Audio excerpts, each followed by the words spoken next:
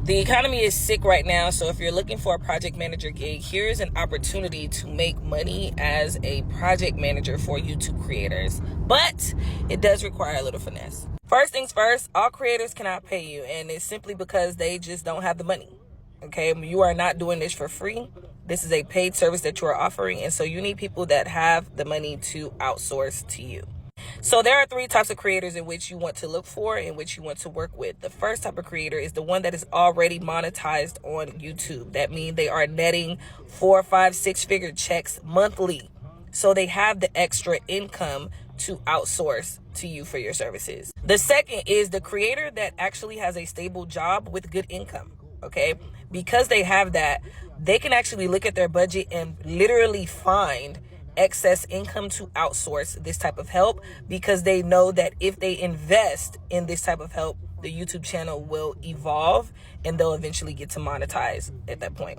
Lastly would be businesses, specifically businesses that have been established for at minimum 3 to 5 years.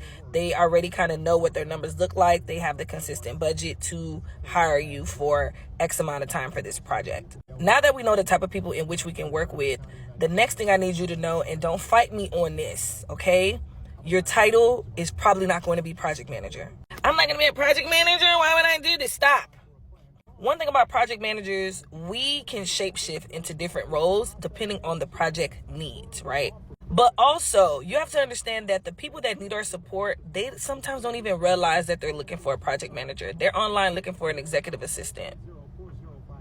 They're online looking for an admin assistant, a project specialist. Like, this is the reason why, okay, even when you're looking for roles, if you're solely looking for the role project manager, you're going to miss out on roles, because the reality is people don't even know, oh, I could just look for a project manager. That's actually what I need. Like, they don't know what they need. Okay? But anyway, when I say you can make money as a project manager, I mean there are things in which you can offer the creator, and it really just depends on your skill set, but also their needs. So here's an example. One of the things that we see happening right now in real time is the ban of TikTok, right? And there's so many creators that are pretty much running with their head cut off because they don't know what to do.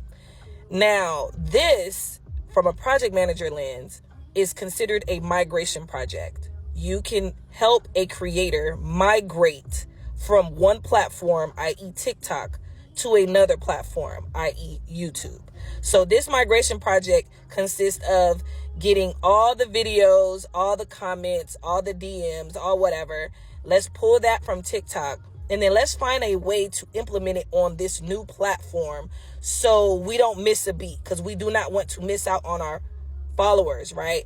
Also, how do we get the followers to migrate over? We can't just pull them. We need to get them to actively take action and go find us on this new platform, and then engage and subscribe to our channel on this new platform, okay? Now, from the PM standpoint, you would have to develop a plan of action, and you would have to develop a timeline in which we can get this done. As of right now, it is January 13th, okay? So you have 6 days to complete this project. And I know y'all looking like, girl, I got 6 days to find the creator, then come up with a plan, to implement the plan, like da-da-da-da-da. Please don't fight me, okay? I'm just giving ideas.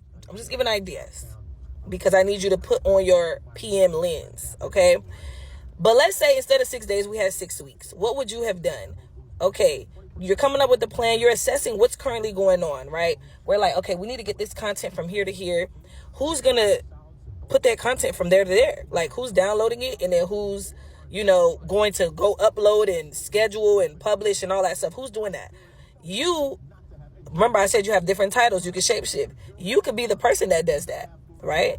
And if you offer that service, up that money, get them coins, okay?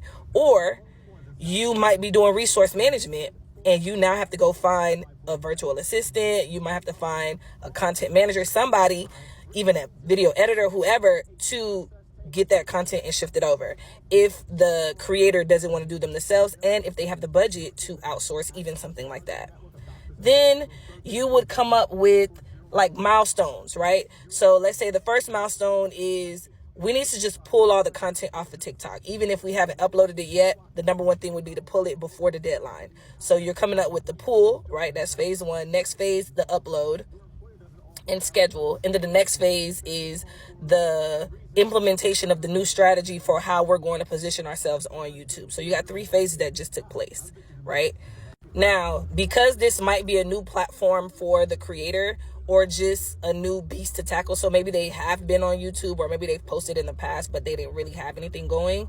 Now you're going to create that workflow of like, okay, this is a process in which we create videos. Remember, I showed y'all my Trello board of my process from creating the YouTube outline for the video down to the recording, down to the editing, down to when this is supposed to get published. How do I know that this entire plan is complete?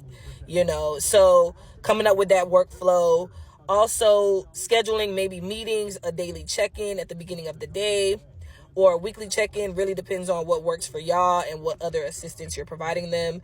Making sure if there's other people that you need to be meeting, you do that. But here's where you get some executive assistant. You may be scheduling things on their calendar that has nothing to do with this specific project, so you can make some coins off of that as well.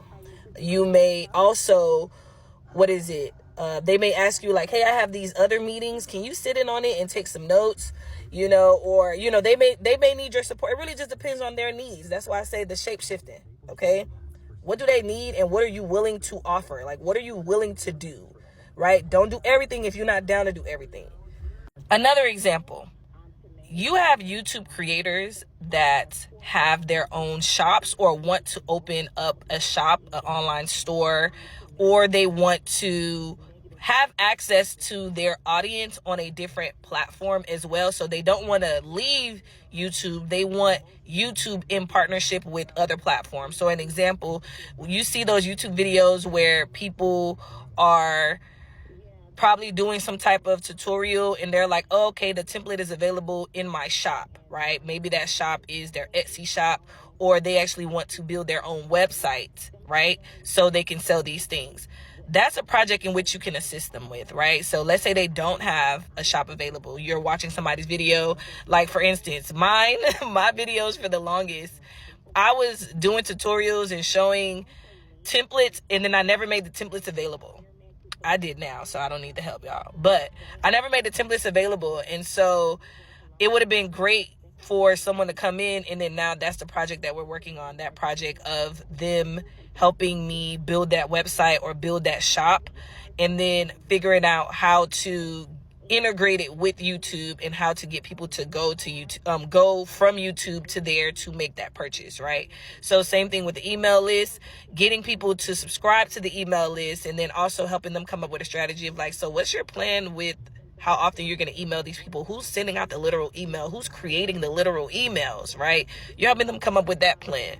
A project can also be they want to start a new series on YouTube, right? So I'll use me for an example. Last year, this time, I started my Life as a Project Manager series. It was supposed to be a weekly video about project management, like the foundationals and everything you would need in between.